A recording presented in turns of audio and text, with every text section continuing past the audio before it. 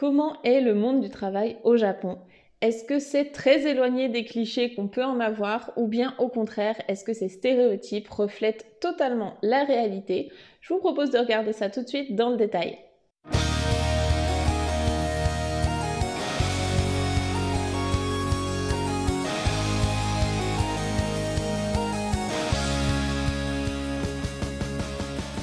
Comme c'est un sujet qui est très vaste et qu'il y a énormément de choses à dire, j'ai séparé cette vidéo en 6 parties, 7 si vous comptez la conclusion. Donc comme ça, vous pourrez aller voir grâce au timecode juste en dessous, vous pourrez aller voir directement la partie qui vous intéresse, là ou les parties.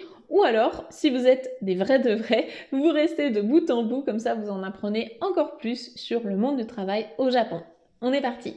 Alors attention, petit disclaimer avant de commencer cette vidéo, je vous préviens qu'elle contiendra certaines situations un petit peu sensibles, loin de l'image toute rose et idéalisée qu'on peut avoir du Japon. C'est pas pour autant que c'est moralisateur, c'est juste dans un but de parler de tout les facettes de la vie du travail au Japon. On va parler de certaines minorités qui sont peu, voire pas du tout connues en Occident. On va parler de situations qui sont pas très drôles. On va également parler de ce qu'il y a de positif là-bas. Toutes les sources sont dans la description. Il y a un article entier qui est dédié à ça sur mon blog coursdejaponais.com. Donc si vous voulez en apprendre plus, je vous invite fortement à aller fouiller toutes ces sources. Maintenant que c'est dit, on peut commencer. Le monde du travail au Japon, c'est sacré, à tel point que c'en est vraiment un mode de vie pour les Japonais. Que dis-je, c'est même une culture, on parle de la culture du travail. D'un point de vue occidental, on a souvent cette image des Japonais qui s'impliquent à fond dans leur boulot, qui se dédient corps et âme à leur entreprise, en mettant en avant vraiment l'esprit d'équipe plutôt que l'individu et qui sont prêts à faire tous les sacrifices pour leur patron et leur équipe de travail. Bref, un dévouement total et surtout de vrais gros bosseurs. En plus de ça, le Japon a un taux de chômage qui est très bas et qui peut faire pâlir les pays occidentaux, notamment la France.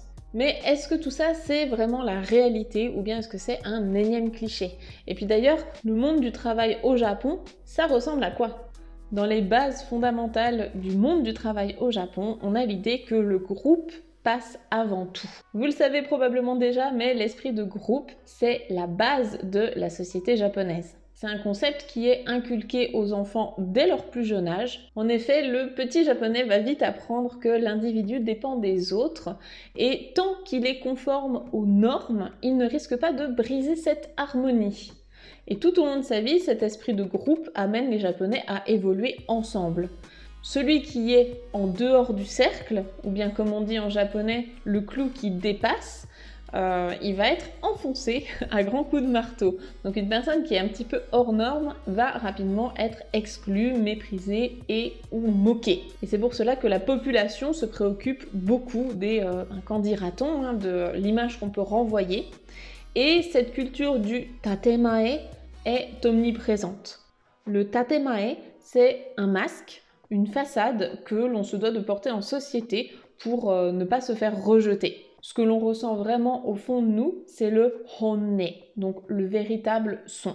Alors qu'en Occident, c'est plutôt le contraire. On a tendance à mettre en valeur l'individu pour son originalité, pour ce qu'il représente, et de se dire qu'au contraire, être différent des autres, ça peut être une véritable force. On nous apprend aussi très tôt à mettre en avant nos idées, à dire ce que l'on pense, notamment dans les rédactions, à l'école, même si, bien évidemment, comme dans tous les pays du monde, le regard de l'autre reste important et peut même parfois faire peur. Au Japon, si tu peux vraiment pas encadrer ton collègue, tu dois pas le laisser transparaître, tu ne peux rien dire. Et puis pour renforcer cette cohésion d'équipe, chaque travailleur a vraiment ses tâches définies et comme ça tout le monde sait ce qu'il a à faire. Les Japonais vont travailler en groupe afin d'effectuer ce qui a été demandé par leur supérieur. Et ça peut être vraiment super positif, super pratique, parce que si l'un des membres de l'équipe éprouve des difficultés, il sait qu'il va pouvoir compter sur les autres pour se faire aider Il va y avoir de la solidarité, de l'entraide, afin que toute l'équipe puisse mener à bien le projet. On va ressentir vraiment l'esprit de groupe, les encouragements, parce que tout le monde est dans le même bateau, donc il y a tout intérêt à ce que le projet aille au bout. Dans un grand nombre d'entreprises au Japon, on va même avoir ce qu'on appelle le chore, c'est-à-dire une salutation du matin.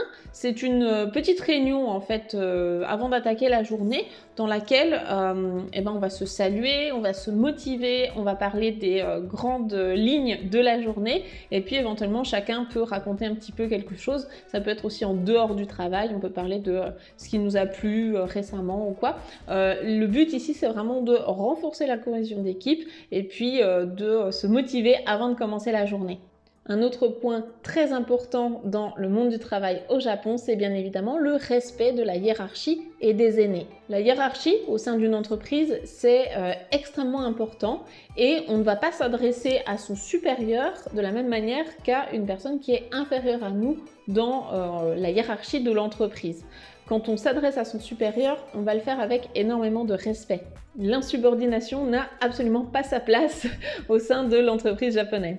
L'employé va donc exécuter les ordres qui viennent du dessus sans rechigner, ce qui peut être pratique parce que du coup on n'a pas besoin de se répéter, voilà, toi tu fais ça, aujourd'hui ta mission c'est ça, point barre. Et au-delà des personnes qui nous sont supérieures hiérarchiquement, il y a aussi le respect des senpai. Les senpai ce sont les aînés, donc les personnes qui sont rentrées avant nous dans l'entreprise, des personnes qui ont plus d'expérience que nous, même si elles sont plus jeunes en termes d'âge, ça ne change rien du moment que la personne est rentrée avant nous dans l'entreprise. Et pour s'adresser à ses supérieurs ou bien même parfois à ses senpai, on va utiliser le keigo. Donc le keigo, c'est la forme honorifique du langage japonais.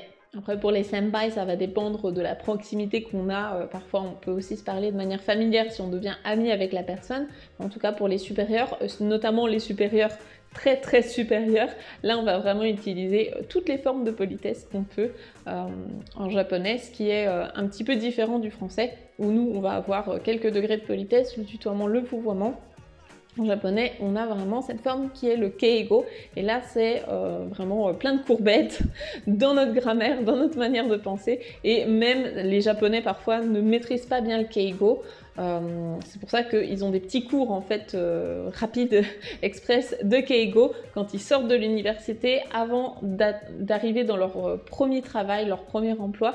On leur fait un petit cours express de keigo pour être sûr de ne pas se tromper, même aussi dans les entretiens d'embauche. Voilà, il faut que ce soit au poil. L'entreprise, c'est comme une seconde famille pour les Japonais. La culture du travail au Japon, ça peut être quelque chose de déroutant pour des yeux d'occidentaux, notamment le fait que l'entreprise va devenir comme une seconde famille. En Occident, on peut apprécier cette séparation entre travail et vie personnelle. Au Japon, vraiment, on va s'appliquer pour faire briller un petit peu le blason de son entreprise. On va porter les couleurs hautement et fièrement de son entreprise. Pour vous donner un exemple, il y a même des cimetières qui ont des parties entières dédiées à des employés d'entreprise. C'est-à-dire qu'on ne va pas se faire enterrer avec sa famille, on va se faire enterrer avec ses collègues. Donc c'est vraiment pour pousser la dévotion jusque dans la mort. Des chercheurs pensent que cette volonté d'être perfectionniste et dévoué dans sa boîte aurait été influencée par le confucianisme, le bouddhisme et le shintoïsme.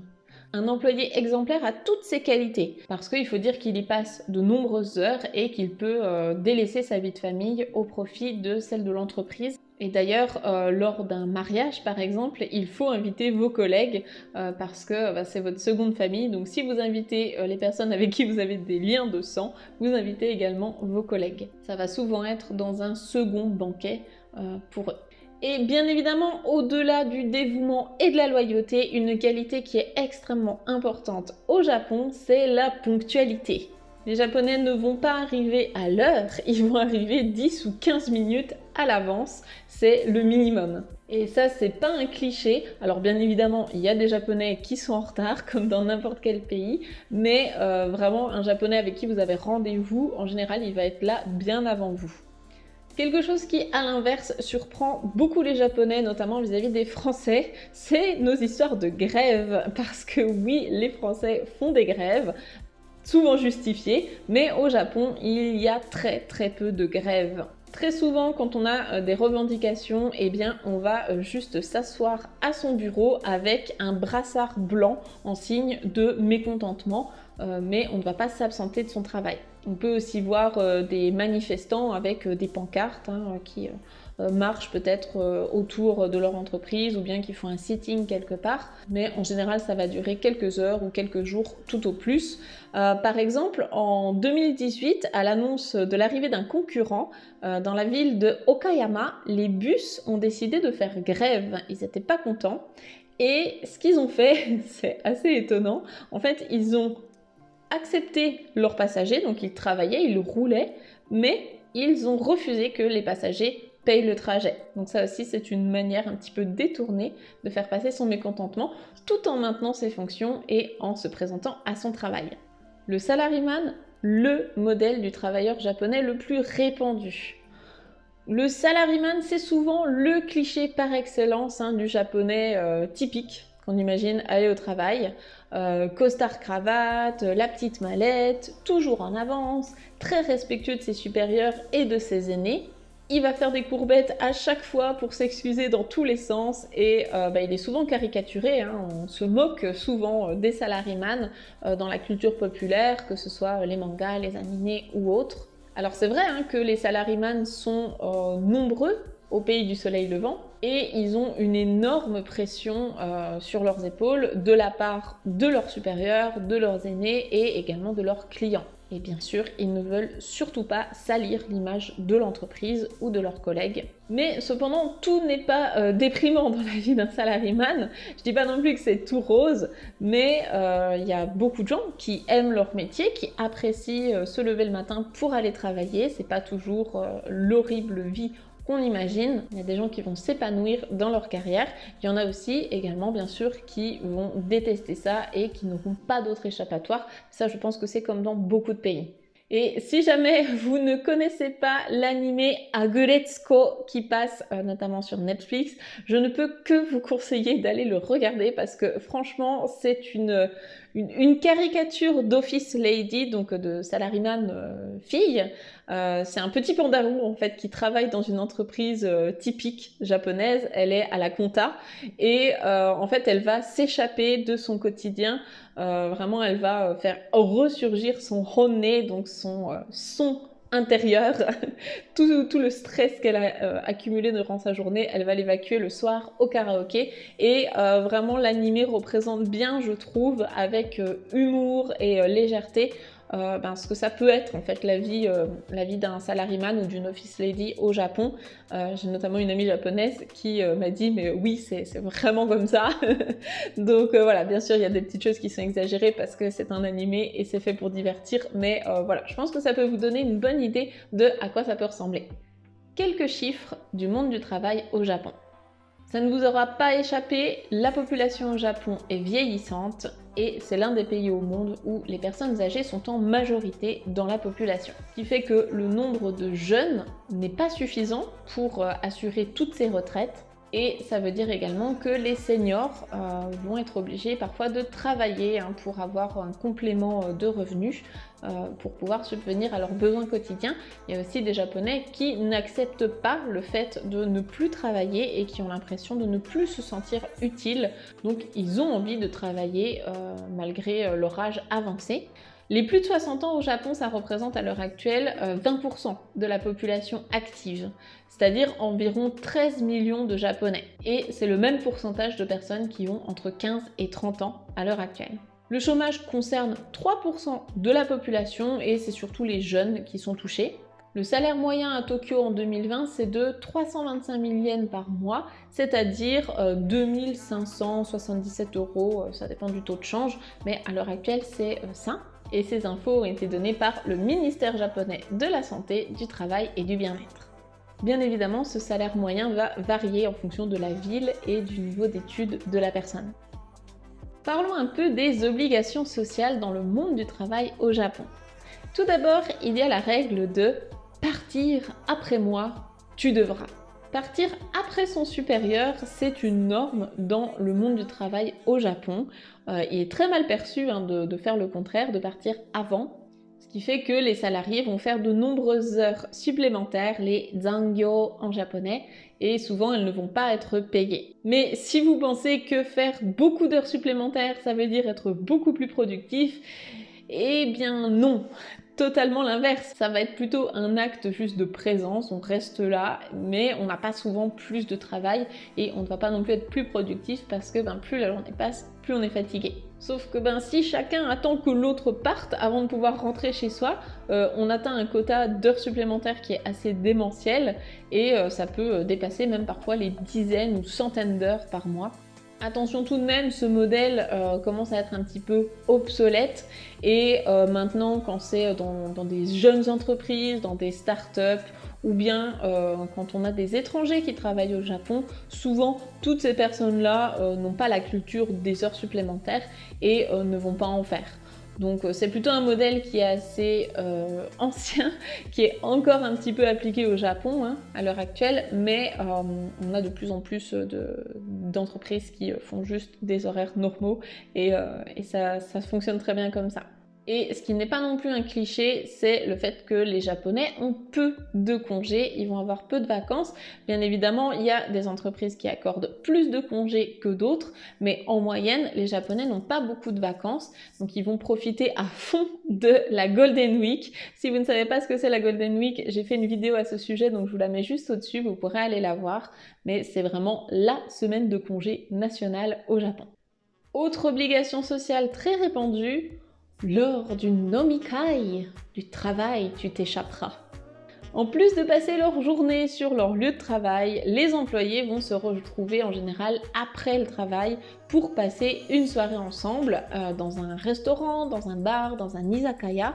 Et ça s'appelle le nomikai, c'est-à-dire une rencontre pour boire, puisque ce qui nous intéresse dans les nomikai, c'est de boire de l'alcool.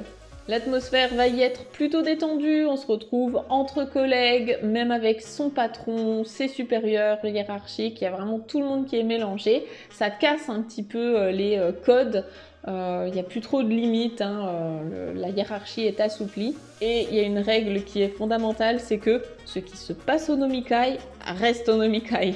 On ne va pas en parler le lendemain, on peut vraiment se détendre, se lâcher et c'est l'occasion aussi parfois de se rapprocher de son patron, peut-être pour négocier une augmentation après ça.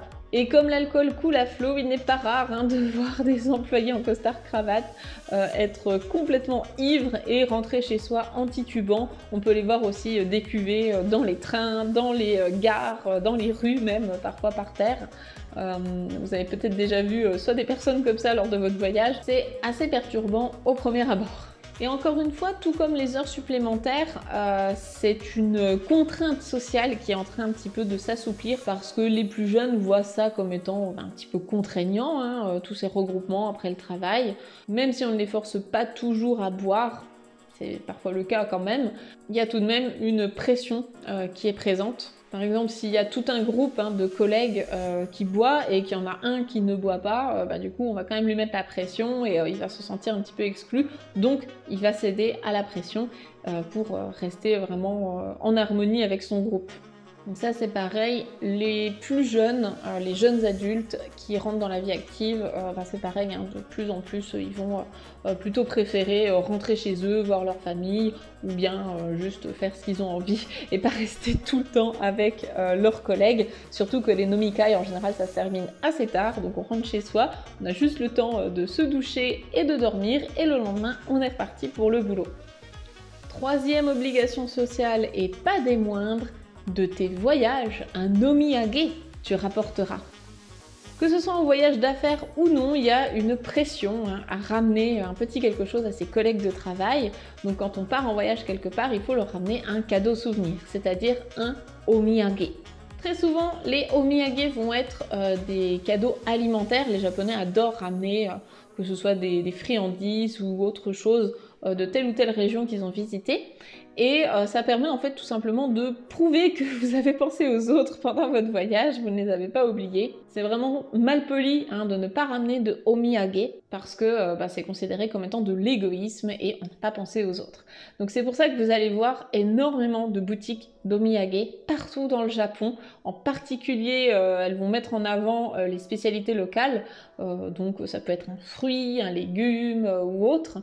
Et il y en a vraiment partout avec des petites boîtes déjà toutes joliment présentées pour ramener en cadeau souvenir. Ça peut être à vos collègues mais également à votre famille ou vos amis bien sûr. Maintenant, on va s'intéresser à une facette du monde du travail au Japon qui n'est pas souvent évoquée, c'est la précarité. Une pauvreté soignée dans les apparences. Si vous êtes déjà allé au Japon, est-ce que vous vous souvenez que vous n'avez pas vu de gens pauvres dans les villes? On voit quand même quelques sans-abri à Tokyo, notamment parfois sous des ponts, à Shinjuku ou dans d'autres quartiers, mais ça reste extrêmement rare, notamment quand on pense à la taille, la monstruosité de la taille de cette ville, on voit très peu de gens pauvres.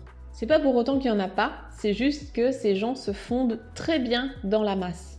Et ça peut être étonnant de voir que ce monsieur, qui a l'air très bien dans sa peau, qui discute au téléphone, est en fait quelqu'un de très pauvre. Peut-être même qu'il n'a pas de domicile à lui, et que son téléphone, c'est sûrement l'une de ses dernières possessions, juste pour rester joignable dans sa recherche de travail.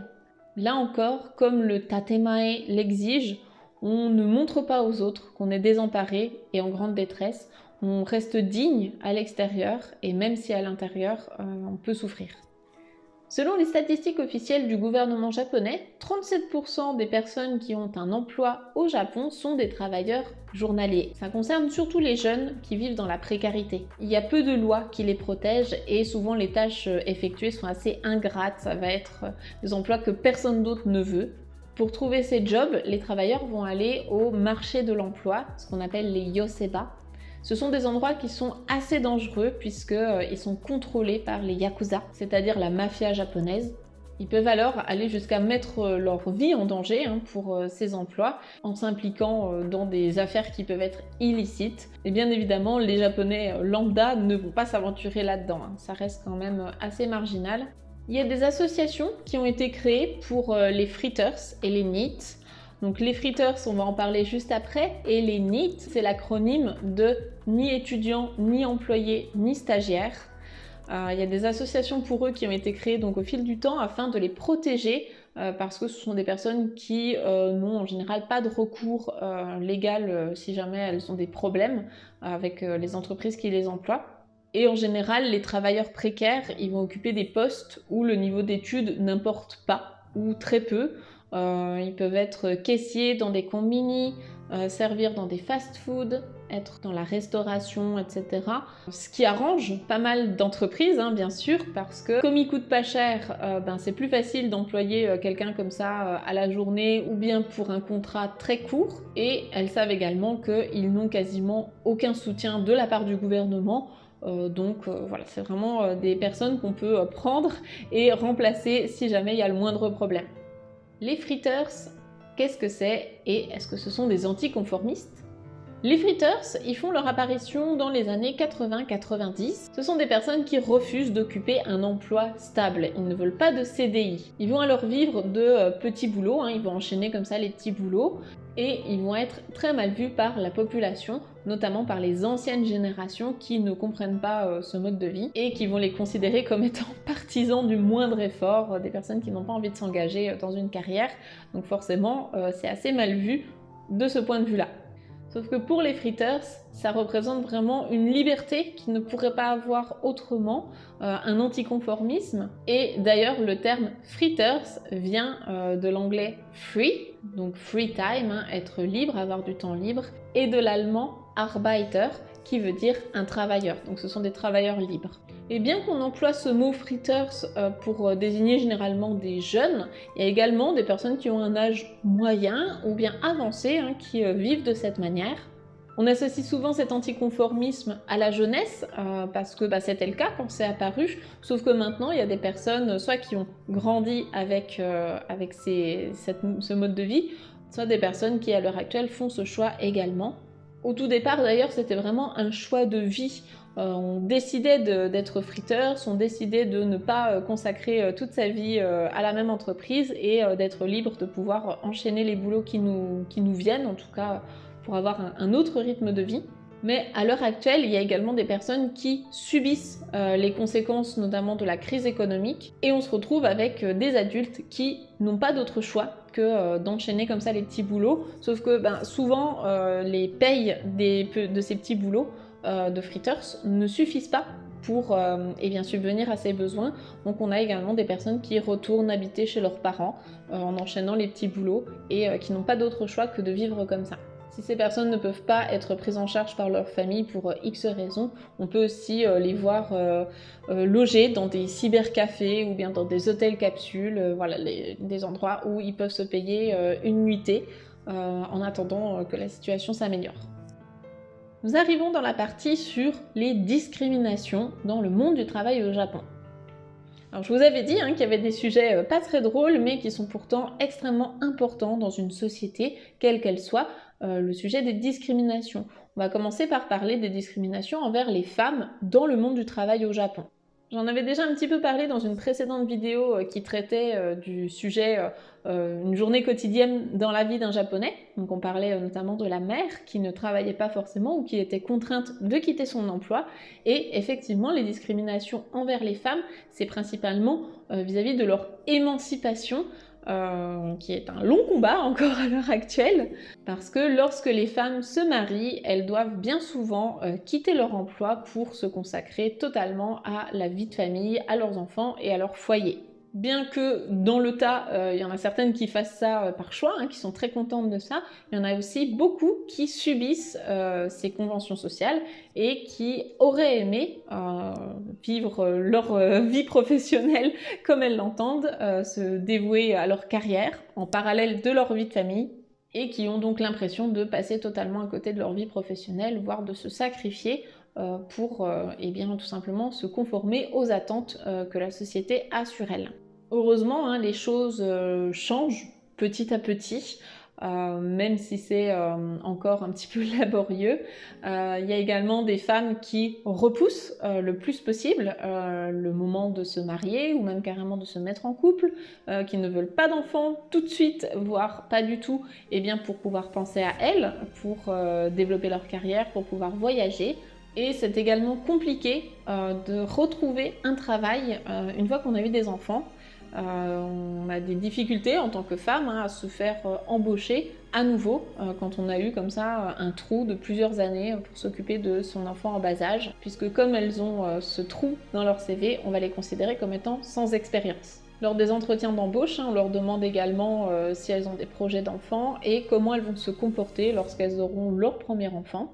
Dans les grandes entreprises, souvent les femmes vont être donc des office ladies dont on parlait juste avant, et ce sont souvent des tâches qui sont peu épanouissantes, qui n'ont pas beaucoup de responsabilités. Et bien sûr, comme partout dans le monde, ou presque, les femmes subissent les comportements sexistes de leurs collègues hommes et sont moins bien payées que les hommes. Et même si de plus en plus de femmes s'imposent dans le monde du travail au Japon et grimpent les échelons de la hiérarchie, il y en a encore bon nombre d'entre elles qui se résignent à leur sort en pensant qu'elles ne peuvent que subir les pressions sociétales qu'on a sur elles. C'est donc une révolution qui est lente et les progrès se font vraiment au compte-gouttes. Connaissez-vous les burakumin? Les burakumin, qui veulent dire donc les gens du hameau, si on regarde les kanji, représentent environ 3 millions d'individus au Japon. Leur stigmatisation remonte à l'époque féodale du Bakufu des Tokugawa, où ils étaient vraiment tout en bas de l'échelle. Souvent abrégé en buraku, et non, c'est pas le mot black en anglais, buraku, ils vont représenter en fait deux catégories de population. On a d'un côté les hinin, que les Japonais ne considéraient pas comme étant des humains. C'était pour la plupart des mendiants, des personnes travaillant dans l'art du spectacle, mais également les croque-morts. C'était notamment eux qui avaient la tâche de se débarrasser des corps des criminels après leur exécution. Et on a également les eta, dont le nom se traduit par des personnes qui sont pleines de souillure. Vous allez comprendre pourquoi. C'était toutes les personnes qui avaient des métiers en rapport avec les animaux morts, notamment la boucherie ou bien le tannage. Et ce qui est terrible dans l'histoire, c'est que ces deux titres, de Hinin et de Eta, ce sont des titres qui sont héréditaires. Et à l'époque, vraiment, ces titres, ces personnes provoquaient l'effroi dans la population japonaise, sauf que, avec le temps, cette superstition, elle a un peu diminué, mais elle est encore présente à l'heure actuelle dans la population japonaise. Et ce, même après l'abolition des castes en 1871. Et malgré des lois qui punissent la discrimination, celle-ci reste encore présente à l'heure actuelle. Il est par exemple très rare qu'un burakumin puisse travailler dans une grande entreprise. Et comment est-ce qu'on fait pour repérer un buraku? Eh bien tout simplement par son nom de famille, puisque comme on l'a dit juste avant, c'est un titre qui est héréditaire. Personne ne peut les distinguer d'apparence, parce que c'est des japonais lambda, c'est vraiment par leur nom de famille qu'on les identifie. C'est également très compliqué pour eux de se marier, de trouver des personnes, parce que quand l'amour de notre vie ou bien la famille de l'amour de notre vie apprend qu'on est un burakumin, souvent les mariages vont capoter à cause de ça.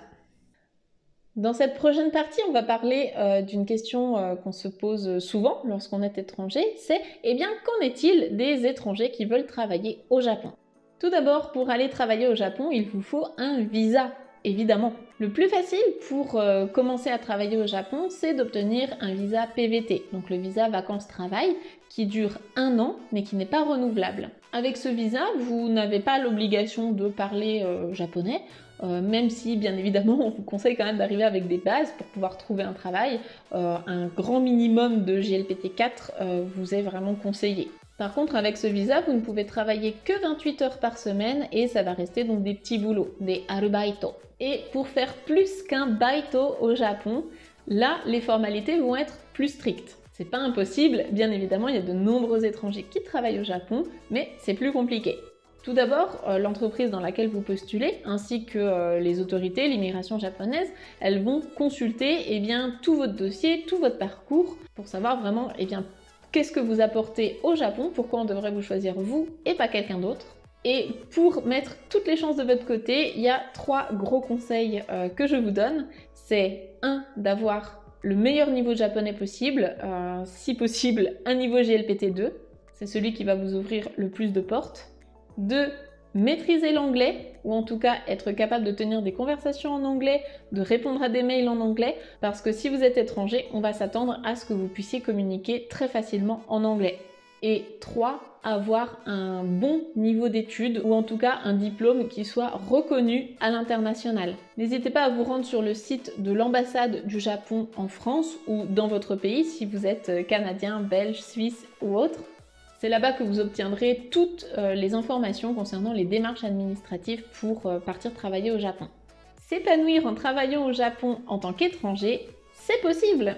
Pour les francophones, ce qui est très répandu, ça va être de donner des cours d'anglais ou des cours de français. C'est en général assez facile de décrocher ce genre de petit job. Et si au début, les différences culturelles peuvent nous paraître un petit peu dérangeantes ou étranges, il y a aussi beaucoup de témoignages d'étrangers qui s'y sentent très bien et qui apprécient pouvoir travailler au Japon. C'est leur nouveau chez eux et il y a des personnes qui ne rentreraient dans leur pays pour rien au monde parce que leur entreprise, c'est vraiment devenu leur seconde famille. Et à l'inverse, il y a aussi des étrangers qui ont eu de très mauvaises expériences, qui ont détesté travailler au Japon. Encore une fois, il y a vraiment de tout, ça dépend du parcours de chacun et de ce qu'on recherche, de nos attentes et de pourquoi est-ce qu'on va travailler là-bas et par ailleurs.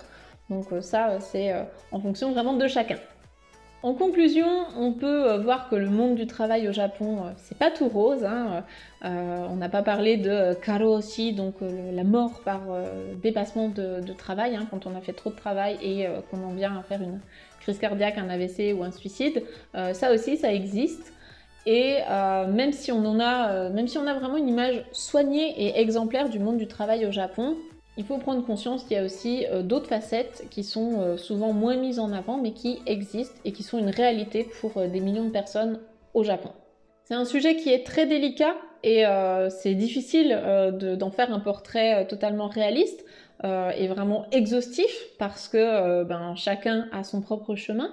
Ce que moi je vous ai raconté dans cette vidéo, ce n'est pas la réalité de tous les travailleurs au Japon. Il y a beaucoup de subtilités et en fonction du parcours de chacun, ce sera différent. Et à côté de ça, eh bien, tout n'est pas non plus noir. Il y a aussi beaucoup de positifs. Il y a des qualités qu'on apprécie dans chez les travailleurs japonais, notamment eh bien, la ponctualité, le sérieux, le fait que leur service soit exemplaire. On aime aussi la qualité, la propreté des transports, par exemple. L'esprit d'équipe est aussi quelque chose qu'on peut apprécier en tant qu'occidental. Il y a d'ailleurs beaucoup d'étrangers qui vont travailler au Japon et qui aiment ce point-là en particulier parce que c'est à l'inverse de chez nous où justement le groupe là-bas va être mis en avant et ça peut se comprendre d'apprécier ça. En conclusion, je dirais que la nouvelle génération commence petit à petit à s'affirmer et à vouloir faire bouger les choses, moderniser le monde du travail au Japon et qu'à l'avenir, on aura probablement de nouvelles lois qui seront mises en place pour protéger les travailleurs, peut-être faire bouger les choses vis-à-vis des minorités et ça, seul le temps nous le dira.